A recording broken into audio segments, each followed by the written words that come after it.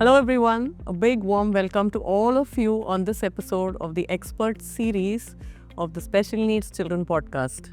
Today, I'm so happy to have with me Dr. Taral Nagda. Thank you so much, Doctor, for agreeing to do this podcast with me. Thank you so much, Chitra. I'm very happy to be here. Thank you.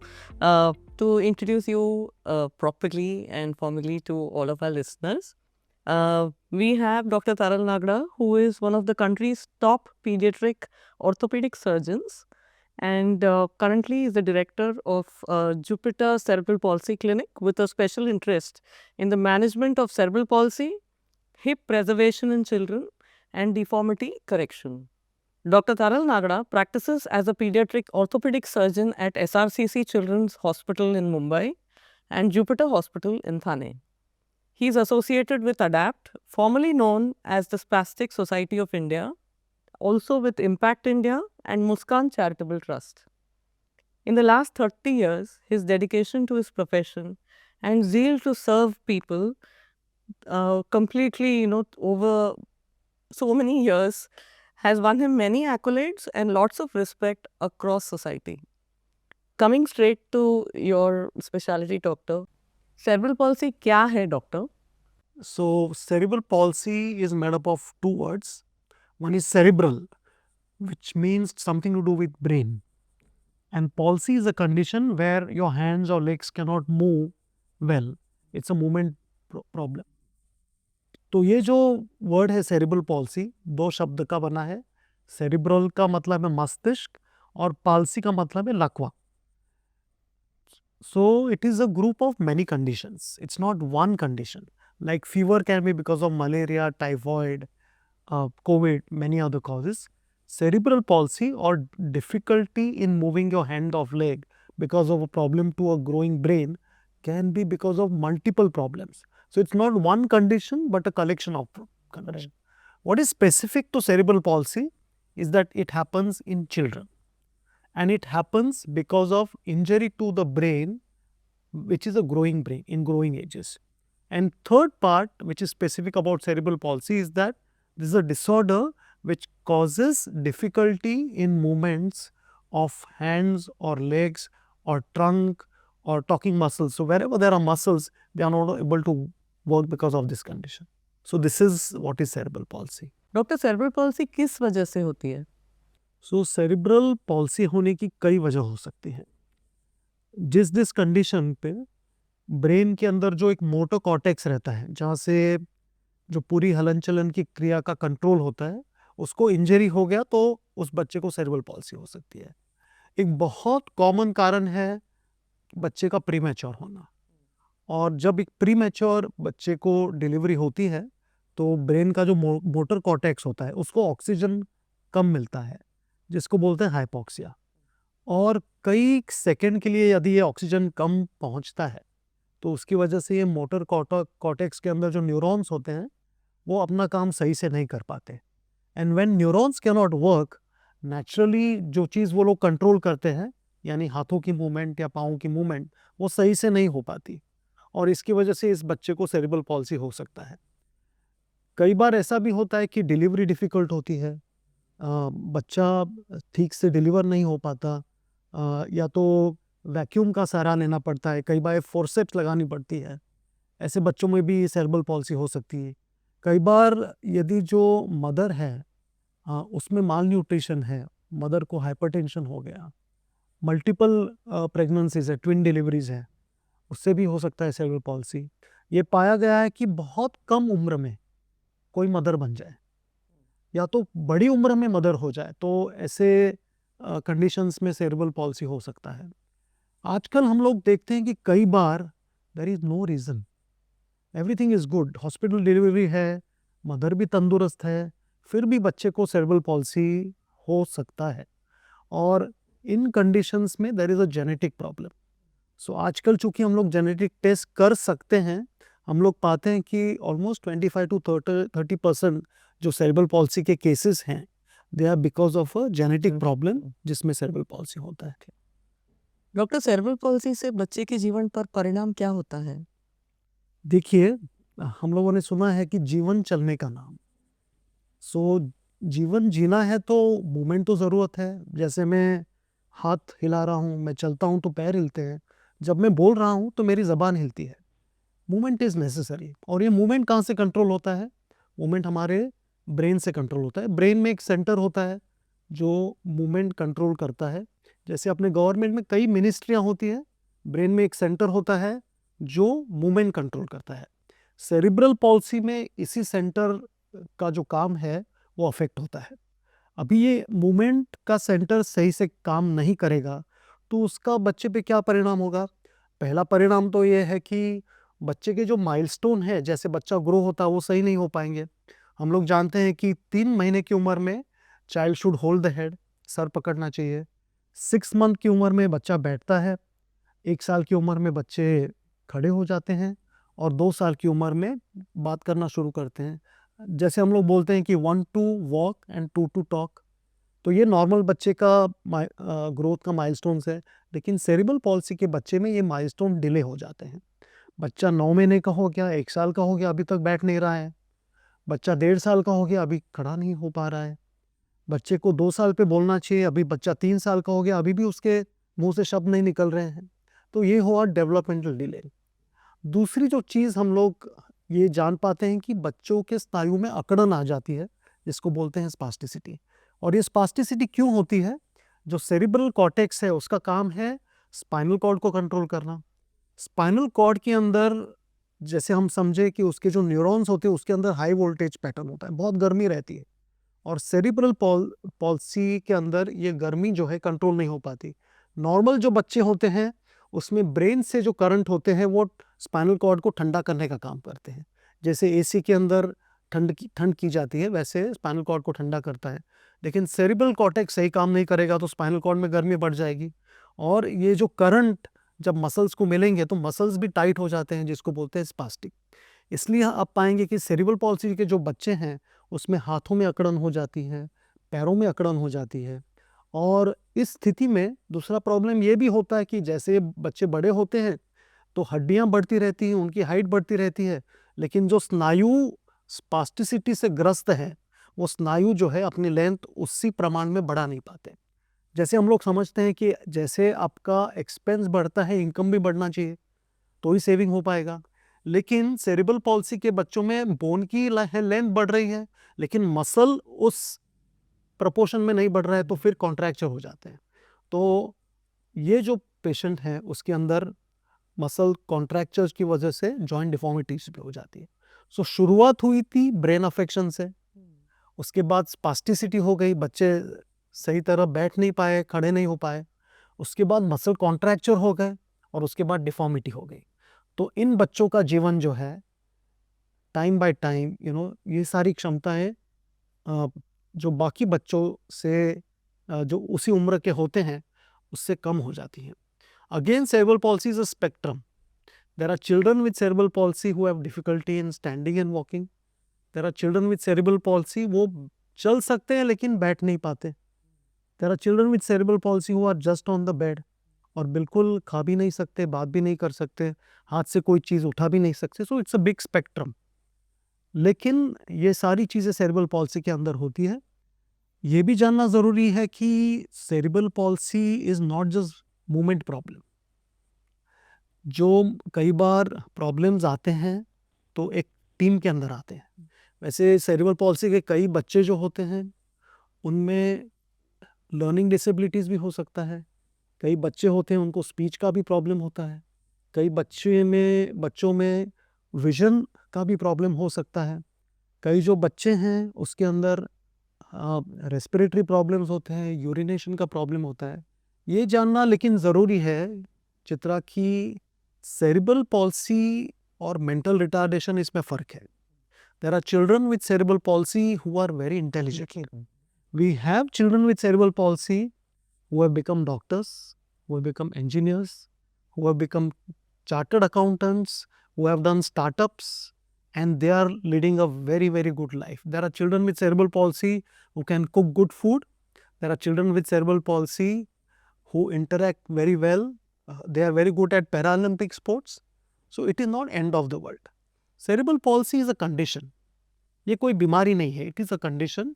And children with cerebral palsy and adults with cerebral palsy are as good human beings as any one of us. जैसे हमारे case में doctor it has been cerebral palsy and autism, so हमारे बेटे को visual impact है, but not spasticity, the other end of it, Right. तो loose muscle tone उस पर काम किया गया, and autism came additionally and therefore there is no speech. So doctor, what about intervention कि जब सेरेब्रल पॉल्सी के बारे में पता चलता है तो उसके लिए जो ट्रीटमेंट या रेमेडी करना है वो कब शुरू करें, कहाँ से शुरू करें, किस तरह से किया जाता है? Absolutely. जो सेरेब्रल पॉल्सी का डायग्नोसिस और इलाज जितना जल्दी संभव हो पाए करना चाहिए. The issue is in children the brain is in growing phase. एक ब्रेन का प्रॉपर्टी होता है जिसको बोलते हैं बायोलॉजिकल प्लास्टिसिटी या तो neuroplasticity. So by stimulating a young brain it is possible कि सेरेब्रल पॉल्सी के कई चेंजेस रिवर्स किए जा सकते हैं. सो जितना जल्दी आप ये सफ़र शुरू करेंगे इतना ही आपका सफ़र आसान हो जाएगा और सफ़रिंग कम होगा. हाँ जी. ठीक है. जो सेरेब्रल पॉल्सी है उसका जो इलाज किया जाता है उसके लिए कई सारे स्पेशलिस्ट की ज़रूरत पड़ती है क्योंकि प्रॉब्लम्स भी कई ज़्यादा हैं और अलग अलग है. जैसे एक टीम है, क्रिकेट की टीम है, तो you need a batsman, you need a bowler, you need fielders, you need a good wicket keeper, of course you also need an umpire. उसके बिना क्रिकेट का गेम हो नहीं पाता. वैसे फाइनेंस के क्षेत्र में आपको इन्वेस्ट करना है तो म्यूचुअल फंड्स है, इक्विटी है, गोल्ड है, काफ़ी सारे ऑप्शंस हैं. लेकिन इसी वैसे ही सेरेब्रल पॉल्सी को ट्रीट करने के लिए you need lot of specialist. जो एक स्पेशलिस्ट हैं पीडियाट्रिक न्यूरोलॉजिस्ट रहते हैं, उनका काम है कि इसको डायग्नोस करें. कई बच्चों को एपिलेप्सी है तो उसकी दवाई दें, टाइटनेस कम करने की दवाई दें, यदि ऑटिज्म है तो उसके लिए दवाई दें. तो उसका काम पीडियाट्रिक न्यूरोलॉजिस्ट करते हैं. वैसे ही हैं फिजियोथेरेपिस्ट, जो मसल के अंदर टाइटनेस है उसको कम करना, उसके अंदर पावर बढ़ाना, इसका काम है पीडियाट्रिक फिजियोथेरेपिस्ट का, जो बच्चों को चलना सिखाते हैं. हाँ. उसके बाद ऑक्यूपेशनल थेरेपिस्ट आते हैं, तो उनका काम है कि जो डे टू डे एक्टिविटीज़ हैं वो कैसे करना. बच्चा खाना कैसे खाए, बच्चा टॉयलेट कैसे जाए, बच्चा कपड़े कैसे पहने, स्कूल कैसे जाए, how he will learn, all this is done by occupational therapist. Then बच्चे को बोलना होता है, यदि जिनको बोलने का प्रॉब्लम है तो स्पीच थेरेपिस्ट आते हैं. देन देर आर ऑर्थोटिक, कई बच्चों को स्प्लिन की ज़रूरत पड़ती है तो ऑर्थोटिक एंड प्रोस्थेटिक स्पेशलिस्ट होते हैं. बच्चों को स्कूल जाना है तो स्पेशल एजुकेटर की ज़रूरत पड़ेगी. बच्चों को साइकोलॉजिकल प्रॉब्लम होता है तो साइकेट्रिस्ट एंड साइकोलॉजिस्ट दोनों की ज़रूरत पड़ेगी. So it is a team work. एक आदमी से या एक डॉक्टर से काम होने वाला नहीं है. And this team works with the parents. हम लोग जो मानते हैं कि पहले जो था कि डॉक्टर एक प्रिस्क्रिप्शन लिख के देते थे कि बच्चे का ऐसे इलाज हो जाएगा, आज हम उस चीज़ में नहीं मानते. हम मानते हैं कि सबको इकट्ठा होकर वो बच्चे के लिए ट्रीटमेंट करनी है. तो उसको बोलते थे मल्टी डिसिप्लिनरी अप्रोच. लेकिन अभी जो है वो ट्रांस डिसिप्लिनरी अप्रोच है जिसमें पेरेंट्स भी ये डिसीजन मेकिंग और जो भी ट्रीटमेंट हो रही है उसका एक हिस्सा होते हैं. And this is something very Virtually like the umpire, जो आपने Absolutely. बोला. what happens in a match, in a cricket match, batsman आता है जाता है, बॉलर आते हैं जाते हैं, लेकिन अंपायर एक ही आदमी है जिसको हर टाइम फील्ड पे रहना पड़ता है. हाँ जी. वैसे डॉक्टर बदली होते रहेंगे, उनका रोल चेंज होते रहेगा, लेकिन पेरेंट्स के लिए हमेशा अपना जो बालक है सीपी का, वो पेरेंट्स को उनके साथ रहना पड़ता है. It's very important that parents today are educated. Yeah. We must make them skillful to make the right choices for their children. And it's important for all doctors कि पेरेंट के साथ बात करके ऐसा ट्रीटमेंट मेथड चूज करें which is empowering to them and the children. Absolutely. Very very very well said. क्योंकि अगर एक तो part of a parent support group, ये भी बहुत इम्पोर्टेंट रहता है, जहाँ पर एक दूसरे का सहारा भी बनते हैं, बिल्कुल. हाथ पकड़ते हैं, बोलते हैं कि हमारी ये कठिनाइयाँ हैं और हम इस तरह से इसको सुलझा रहे हैं. एंड जैसे आपने बोला, हमारे लाइफ में भी फर्स्ट 7 इयर्स जब तक श्रवण खड़ा हुआ तब तक तो ये सब लोग को मिल चुके हैं, और उसके अलावा सेंसरी इंटीग्रेशन भी एक एडिशनल था, म्यूजिक थेरेपी, ये सब सब कर चुके हैं, and we have arrived at a stage today where yes, the cerebral palsy is there. There's a lot of fine motor issues, but the gross motor are at least in kabu because of extensive intervention and therapy. Parents का साथ होना बहुत ज़रूरी है, क्योंकि लोग बोलते हैं एक है तो सेफ है. This is applies also to parent support groups for cerebral palsy. Doctor, आपका रोल क्या है as a paediatric orthopaedic surgeon in cerebral palsy? आप क्या करते हैं? सही बात है. मीन्स जब भी हम लोग बात करते हैं सेरेब्रल पॉल्सी, हमारे ध्यान में आता है ये तो ब्रेन का प्रॉब्लम है. और कई लोग पूछेंगे मेरे अंगने में तुम्हारा क्या काम है, ये तो ब्रेन का प्रॉब्लम है, तो यहाँ हड्डी का डॉक्टर क्या कर रहा है. The reason why a paediatric orthopaedic surgeon is involve in management of cerebral palsy is that जब ब्रेन में इश्यू होता है, हम लोग जान गए कि अभी स्पास्टिसिटी होती है, मसल टाइट हो गए. मसल के टाइट होने से डिफॉर्मिटीज़ होती हैं, और ये जब डिफॉर्मिटीज़ होती हैं तो जो बच्चा चलने योग्य है वो भी चल नहीं पाता. आपकी गाड़ी का इंजन थोड़ा सा ख़राब है, लेकिन गाड़ी पंचर हो गई तो बिल्कुल गाड़ी चल नहीं पाएगी. हमारा काम है कि स्ट्रक्चरली बॉडी को अलाइन करना, ताकि बच्चे के अंदर जो क्षमता है वो पूरी बाहर आ सके. जब मसल्स में स्पास्टिसिटी होती है तो हम लोग कई बार ऐसी दवाओं का इस्तेमाल करते हैं. बोटुलिन टॉक्सिन करके एक इंजेक्शन है, या तो अल्कोहल इंजेक्शन है, जो मसल में दिए जाते हैं मसल की टाइटनेस कम करने के लिए, ताकि जो बच्चे हैं वो सही से चल पाए, उनकी थेरेपी अच्छे से हो पाए. कई बार मसल्स जब शॉर्टन हो जाते हैं तो मसल को लेंथन किए जाते हैं. जो मसल लेंथनिंग सर्जरी है वो मसल को वीक भी करती है. तो इसीलिए हम लोगों ने एक नई उपचार पद्धति का इन्वेंशन किया है, जिसको बोलते हैं परक्यूटेनियस मायोफेशियल लेंथनिंग. तो एक अल्ट्रासाउंड गाइडेड प्रोसीजर है, जिसमें कोई ओपनिंग नहीं होता, चीरफाड़ नहीं होती, स्टिचेस नहीं होते, लेकिन एक बारीक नीडल से मसल्स का जो अपर न्यूरोसिस है उसको उसमें छेद करके उसको लंबा किया जाता है, ताकि जो बच्चा पंजे पे चल रहा है वो अपनी एड़ी पे सही से चल पाए. जिसके घुटने मुड़े हुए हैं, घुटने सीधे करके चल पाए. जो सीजरिंग या क्रॉस करके चलता है, उस वो बच्चा पैरेलल लिम्ब लेके अच्छे से चल पाए. So this is a revolutionary technique. कई बार ऐसे भी बच्चे होते हैं जिनके पैर पूरे मुड़ गए, घुटने पूरे मुड़ गए, तो उसमें कई बार बोन में को काट के प्लेट लगा के उसको अलाइन करना पड़ता है, और ये जो ट्रीटमेंट है उसको ऑस्टेटोमी बोलते हैं. तो जो बच्चा है उसको सही से असेस किया जाता है. हम लोग बच्चों को क्लिनिक में देखते हैं, चला के देखते हैं. कई बार उनका गेट एनालिसिस किया जाता है.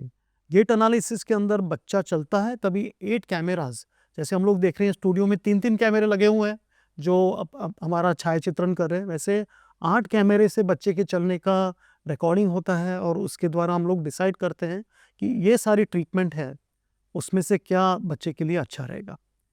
जो भी ट्रीटमेंट हम करें, ये ज़रूरी है the dialogue goes on, the dialogue between orthopaedic surgeon and neurologist, therapist के साथ डायलॉग, ऑर्थोटिशियन के साथ डायलॉग. क्योंकि एक बच्चा जो चल नहीं रहा है, उसको चलने के लिए सर्जरी तो होगी, लेकिन साथ में अच्छे स्प्लिंट भी ज़रूरी है, अच्छी थेरेपी भी ज़रूरी है, और पेरेंट्स का एजुकेशन और उनका सपोर्ट भी ज़रूरी है, तभी वो बात बन पाएगी. बहुत अच्छी तरह से आपने बताया, थैंक यू सो मच. हमारा सिर्फ यही एक्सपीरियंस रहा है कि कैसे स्प्लिंट्स की ज़रूरत पड़ी और उसके साथ फिजियोथेरेपी के साथ हम निकल पड़े. लेकिन हाँ, जब इस तरह का अगर सर्जरी करके पेरेंट्स सुनते हैं तो वो घबरा जाते हैं. तो उनको आप क्या बोलोगे? किस तरह से उनको आप हेल्प कर सकते हैं कि ये करना ज़रूरी है? तो जो पेरेंट्स या किसी को भी बोलोगे सर्जरी, तो डर तो लगना ही है. मैं डॉक्टर हूँ, ऑर्थोपेडिक सर्जन हूँ, सर्जरी करता हूँ, लेकिन कोई मुझे बोलेगा कि डॉक्टर आपको ये प्रॉब्लम और सर्जरी करना पड़ेगा, then I will also be scared. So surgery and scare, they are inter related word, and this can be resolve by 2 things. एक तो पेरेंट्स को सही से समझाया जाए, and what we also do that parents whose children have undergone similar procedure, we make them to talk to parents whose surgery are whose children are going to undergo surgery, and that helps a lot. जब वो देखते हैं कि ये बच्चा चल नहीं रहा था और सर्जरी के बाद अच्छा चल रहा है, एंड देयर नो कॉम्प्लिकेशन, बच्चे को कोई पेन नहीं हुआ, प्रॉब्लम नहीं हुआ and they are happy, then the parents understand the importance of the surgery. Cerebral palsy में एक कॉन्सेप्ट जो बहुत ज़रूरी है इज़ हिप प्रिजर्वेशन। और ये कॉन्सेप्ट इसलिए ज़रूरी है कि यदि आपके पैर टेढ़े हैं तो दिखता है, घुटने बैंड है तो दिखता है, लेकिन हिप डिसलोकेशन सेरेब्रल पॉल्सी में जो है it is a silent process. ये धीरे धीरे हिप्स जो हैं डिसलोकेट होते रहते हैं, लेकिन पता नहीं चलता, और जब पता चलता है तब काफ़ी देर हो जाती है, बहुत मेजर सर्जरी की ज़रूरत पड़ती है। जो पेशेंट्स को बहुत छोटे सर्जरी या स्प्लिंट या थेरेपी से अच्छे कर सकते हैं, उनके लिए अननेसेसरी बड़े सर्जरी की ज़रूरत पड़ती है। इसलिए हम जो चीज़ प्रमोट करते हैं वो हिप प्रिजर्वेशन है। तो ये एक संदेश है पेरेंट्स को जिनके बच्चों को सेरेब्रल पॉल्सी है, कि जो बच्चे स्पेशली जो चलते नहीं हैं या बैठ नहीं पाते हैं, जिसको ग्रेड 4 एंड 5 जीएमएफ सेज बोलते हैं, उनमें हर साल हिप एक्सरे होना चाहिए ताकि हिप डिसलोकेशन जल्द से जल्द नज़र में आ जाए। जो बच्चे चलते हैं उनको भी जब एक बार हिप एक्सरे होना ज़रूरी है, और यदि डॉक्टर को लगे तो वो रिपीट होना चाहिए जैसे बच्चा ग्रो होता है, ताकि ये हिप डिसलोकेशन का प्रॉब्लम सेरेब्रल पॉल्सी में हम लोग प्रिवेंट कर पाएँ। ओके डॉक्टर, हमें बहुत ये सुनाई देता है कि even in medicine, in surgery, इतना टेक्नोलॉजिकली एडवांसमेंट हो चुकी है, तो ये किस तरह से यहाँ पर इस क्षेत्र में लागू होता है? So in case of cerebral palsy मैं देख रहा हूँ कि जो ये 10 साल में बहुत सारे टेक्नोलॉजिकल एडवांस हुए हैं। हम हर क्षेत्र में देखते हैं, जैसे कई साल पहले हम लोग घुमाने वाले फ़ोन यूज़ करते थे और आजकल मोबाइल फ़ोन के साथ घूम रहे हैं। Technology has affected every aspect of a life. It has also affected lives of children with cerebral palsy.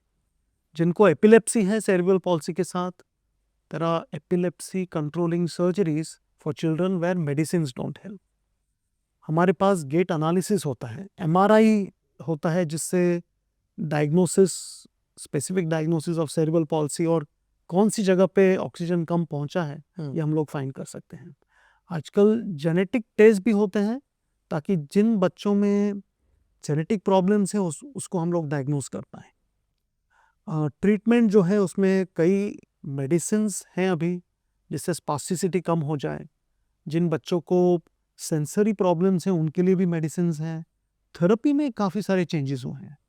जो रूटीन ट्रेडिशनल थेरेपी हुआ करती थी उसके साथ एक्वा थेरेपी मौजूद है। We have robotic therapy available, we have taping available, we have plasters available to correct the joint malalignments. So काफ़ी सारे चेंजेस थेरेपी में हुए हैं। बहुत सारे चेंजेस ऑर्थोटिक्स में हुए हैं, special wheelchairs, carbon fibre devices, body support systems which are computerise.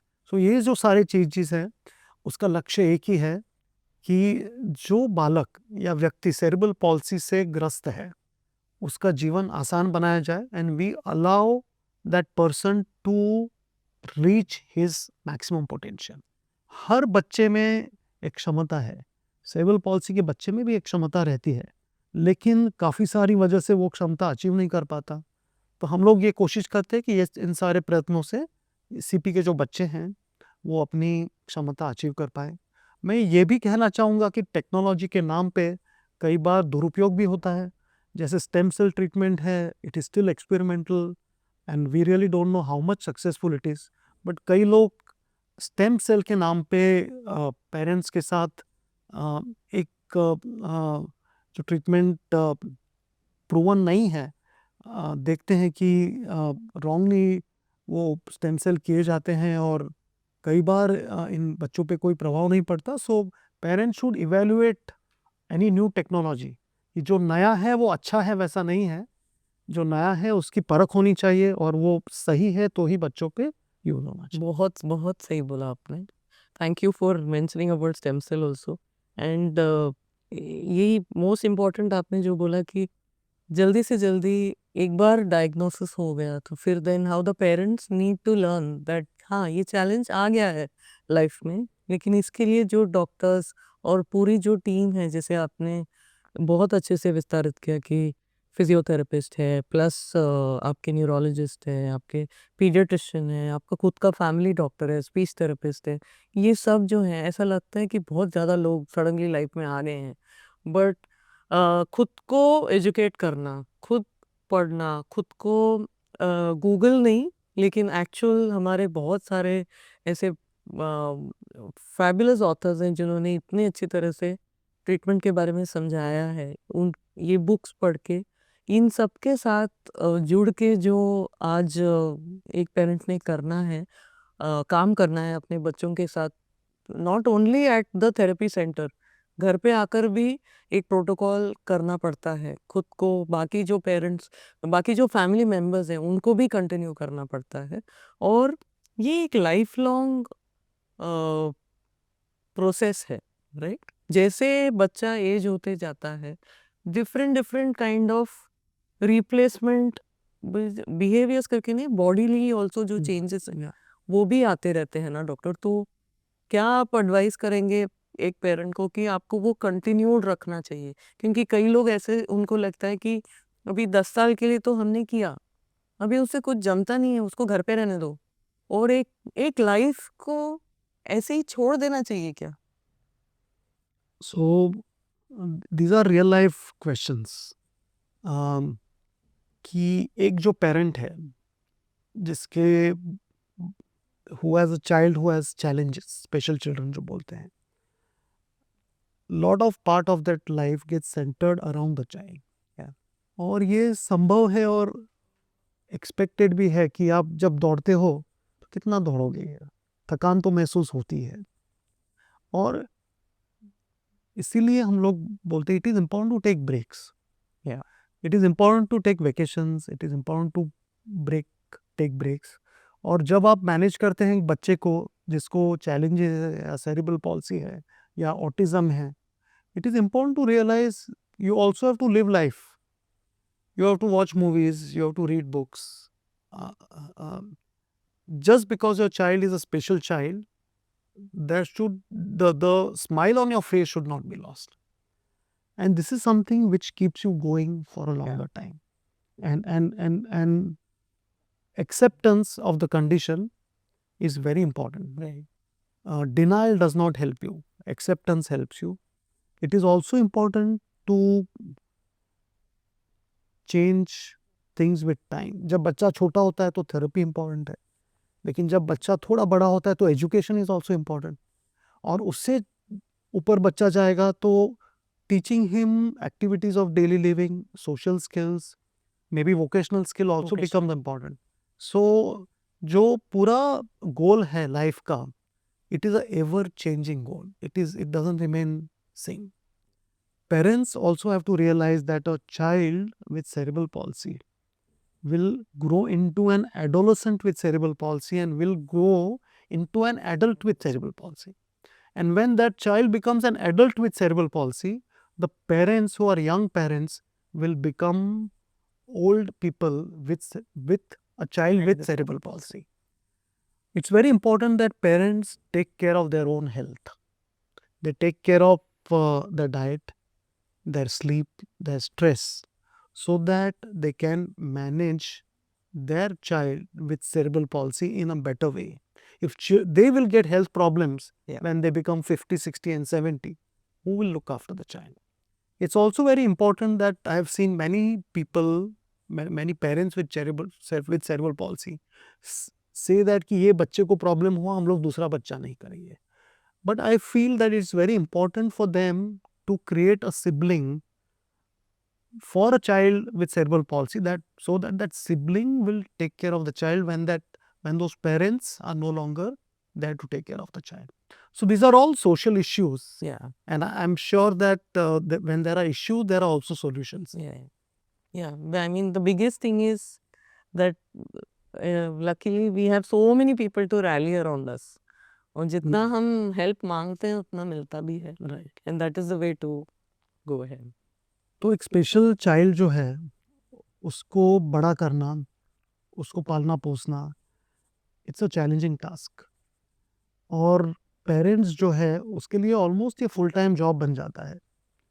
जैसे सेरेब्रल पॉल्सी का बच्चा बड़ा होता है, he becomes an adolescent with cerebral palsy, then he will become a young person with cerebral palsy, और उसके बाद he'll become adult with cerebral palsy. और वैसे उसके पेरेंट्स की उम्र भी तो बढ़ रही है. जो यंग पेरेंट्स रहते हैं, जिसको जिसको बच्चा 2-3 साल का है, वही जब बच्चा बड़ा होता है तो पेरेंट्स जो 30 साल के थे वो 50 साल के हो जाएंगे, फिर 70 ईयर्स हो जाएंगे, उनकी भी उम्र बढ़ती है और उनकी जो कैपेसिटी है उस व्यक्ति की संभाल रखने की वो भी कम हो जाती है. There are problems, social problems होते हैं, शारीरिक प्रॉब्लम होते हैं और आर्थिक प्रॉब्लम्स भी होते हैं. तो ये जो सिचुएशन है वो थका देती है कई बार. तो उसके लिए कई सुझाव हैं. एक जो सुझाव है कि पहले तो परिस्थिति से दूर ना भागे, उसका स्वीकार करें. Accept that your child has a problem and your life is going to be different from parents of other children who are similar age. You have to accept it and accept that challenge. दूसरी बात यह है कि planning करें. You plan कि आप कहाँ रहेंगे ताकि बच्चे को ट्रैवलिंग ईजी से हो जाए. फाइनेंशियल प्लानिंग करें. Ask for help. आपके फ्रेंड्स हैं, फैमिली है, you ask for help whenever required. आपको यदि बहुत कई बार मानसिक और शारीरिक रूप से त्रस्त हो जाते हैं, keep your child with somebody and take a vacation, take a break. ये भी बहुत ज़रूरी है कि जो स्पेशल चाइल्ड के पेरेंट्स हैं उनकी अपनी सेहत का ध्यान रखना बहुत ज़रूरी है. They have to take care of their sleep, diet, stress level. क्योंकि आपको यदि हाई ब्लड प्रेशर, डायबिटीज़ हो गया तो आपकी क्षमता है वो बच्चे का ध्यान रखने की कम हो जाएगी. मैं ये भी एडवोकेट करता हूँ पेरेंट्स कि सिंगल चाइल्ड के बाद जिसको स्पेशल है उसके बाद पेरेंट्स ये फील करते कई बार कि दूसरा बच्चा नहीं होना चाहिए. लेकिन मैं कहता हूँ कि दूसरे बच्चे के बारे में सोचिए, क्योंकि if that child has a sibling, जब आप बड़े होंगे, that then the brother or sister will take care of the child. You are leaving behind somebody who will be able to take care of the child when you are old or no longer there. So कई चीज़ें हैं, कई problems हैं, लेकिन मेरे साथ मुझे ऐसा लगता है कि शांत दिमाग से सोचा जाए और प्लान किया जाए तो काफ़ी सारे सॉल्यूशंस भी हैं. मैं ये भी जानता हूँ कि special children are challenges, but they are also fun to be with. They are the most amazing children anybody can have because they give love which says conditions do not apply. Doctor, आखिर में एक सवाल है कि आप लोगों को क्या बताना चाहेंगे सेरेब्रल पॉल्सी के बारे में, कि किस तरह से उनके साथ सोसाइटी ने बर्ताव करना चाहिए, या फिर प्रोफेशनल्स, डॉक्टर्स, टीचर्स, दूसरे स्टूडेंट्स हैं, या पेरेंट्स ऑल्सो, किस तरह से आप क्या बदलाव चाहते हैं in cerebral palsy? Yeah, Chitra, lot of things have changed, but it's still a long way to go. ऐसा मुझे लगता है. So I want to just repeat words of a visually challenged person. जब उनको हम लोगों ने एक हमारे कॉन्फ्रेंस में चीफ गेस्ट करके बुलाया था और यही सवाल पूछा गया था कि जो विजुअली चैलेंज है उनकी विजन कैसे बदल सकते हैं, how can we make them to see better. और उनका आंसर था कि नज़र बदलने से काम नहीं चलेगा, नज़रिया बदलना चाहिए. So whole issue is change in attitude, attitude of parents, attitude of society, attitude of government, so that the lives of children who have difficulties and their parents can be made easier.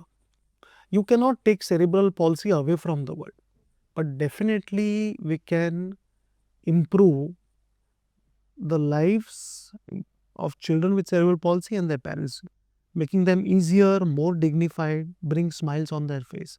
और ये छोटे छोटे changes से संभव है. काफ़ी सारी चीज़ें हो रही हैं, नहीं ऐसा नहीं है कि कुछ नहीं हो रहा है.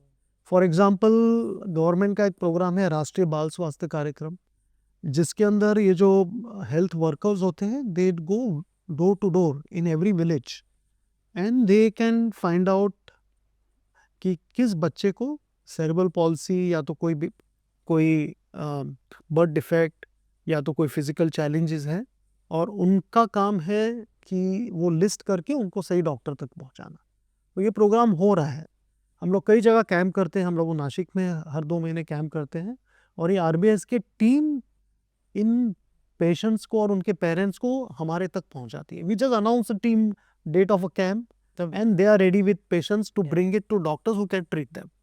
So that's a very good program. मैंने ये भी देखा है कि हर डिस्ट्रिक्ट में there is a provision for early intervention center. So parents का ये काम है कि उस डिस्ट्रिक्ट में अर्ली इंटरवेंशन सेंटर कहाँ है वो खोज करें, और वो सही से चल रहा है या नहीं वो देखें, और यदि नहीं हो रहा है तो राइट अथॉरिटीज़ को इन्फॉर्म करें कि यहाँ चीज़ें ठीक से चलनी चाहिए थी और नहीं चल रही हैं.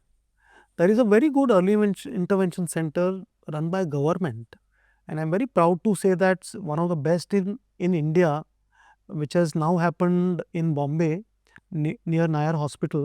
Okay. और ये जो सेंटर है in 20,000 square feet, designed by Hafiz contractor, and has everything: physiotherapy, occupational therapy, aquatherapy, gait analysis, जो चाहिए वो सुविधा run by government and free for patients is available. Fantastic. और मेरा विश लिस्ट ये रहेगा कि ऐसे सेंटर्स पूरे देश में उपलब्ध हो. Taking this as a model center, you just have to build Xerox machines and copy this and place them all over India, and one major problem will be solved.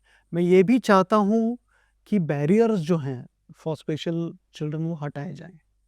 हर जो बिल्डिंग है, हर mall है, हर cinema गृह है, every place, platforms or trains, BST buses, everything is modified so that a person on a wheelchair can easily travel in this, or parents can take their child who is on a wheelchair, who is not able to walk, very easily through this. Just imagine आपके पास wheelchair है, आप चल नहीं सकते, और मुझे बोरीवली से church gate जाना है, आप कैसे जाएंगे?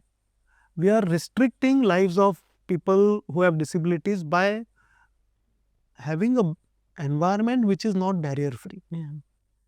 It is also important कि जो बच्चे स्पेशल है और जो स्कूल जा सकते हैं उसके लिए हम लोग प्रबंध करें कि they all get good education. Not only they get good education, they get skills, and it's important that they are all well placed in a profession. उनके लिए जो व्यवसाय है उसका इंतज़ाम भी होना चाहिए. प्रैक्टिकली मैंने ये देखा है कि कई बच्चे जो होते हैं सेरेब्रल पॉल्सी को पढ़ते हैं, कॉलेज जाते हैं, स्किल भी है, बट वो वर्क प्लेस में एडजस्ट नहीं हो पाते, क्योंकि बाकी लोगों का जो एटीट्यूड होता है, देयर आर ओनली 2 एक्सट्रीम्स. दया भाव दिखाते हैं या तो अपैथी दिखाते हैं. We have, there is sympathy but there is no empathy, which is important if the attitude of the society changes. Chitra, last month I went to Taj Bhopal, and we were very happy to see that at the entrance there were children with Down syndrome to welcome the guests with a very innocent smile.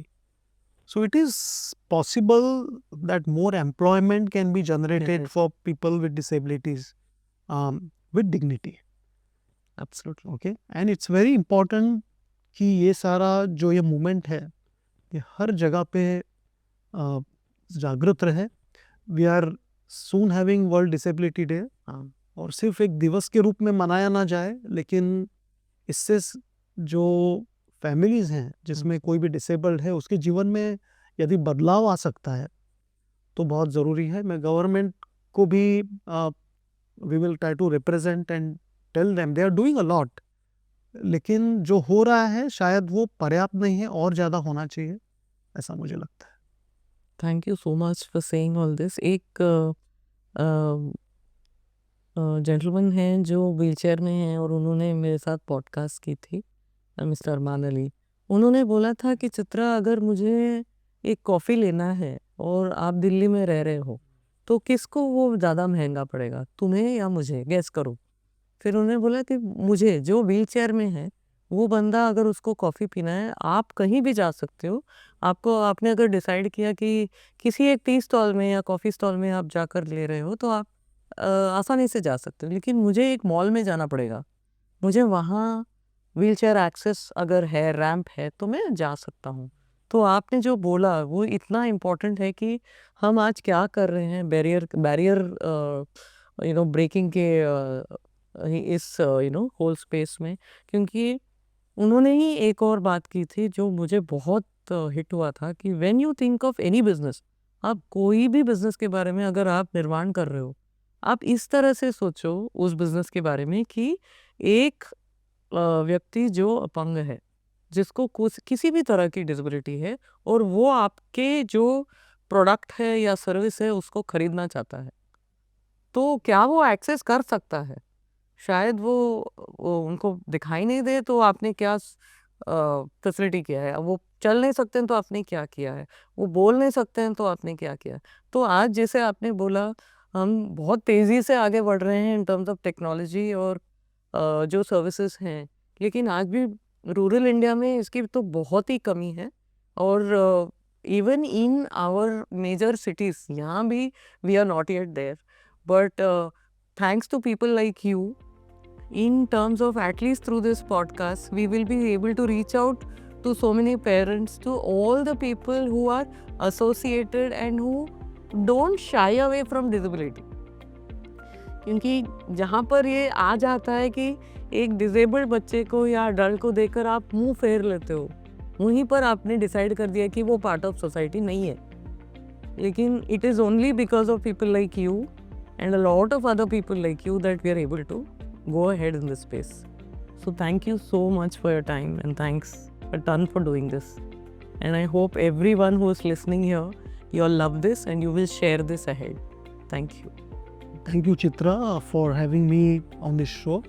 And together, we will pray and